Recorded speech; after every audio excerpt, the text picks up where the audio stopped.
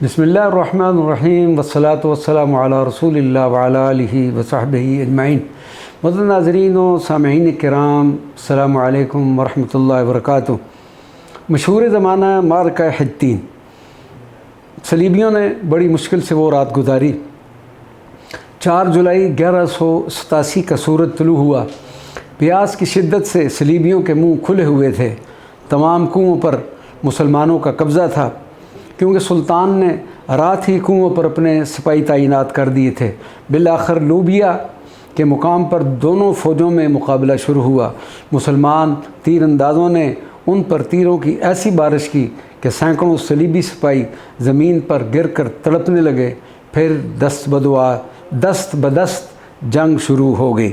سلطان صلاح الدین ایوبی ہر جگہ خود نظر آتا تھا اور ضرورت کے مطابق اپنے سپاہیوں کی ہمت بڑھاتا اور انہیں جوش دلاتا تھا۔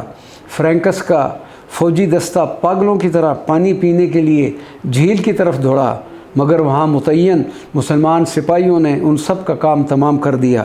شدت پیاس سے نڈھال اور گرمی سے تنگ آئے ہوئے عیسائی سپاہی گھوڑوں سے اتر پڑے اور دھوپ کی تپش سے جھلسی ہوئی گھاس پر لیٹ گئے۔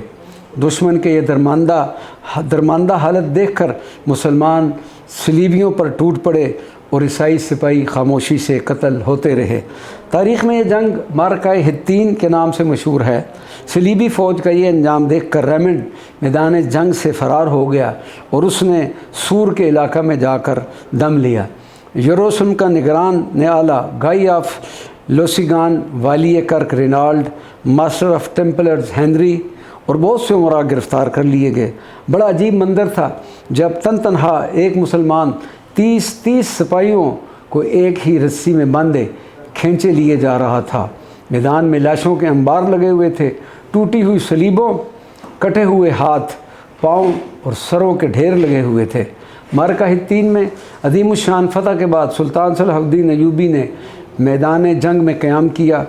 دور تک امراء اور فوجی سالاروں کے خیمے بھی نصب کر دیے گئے۔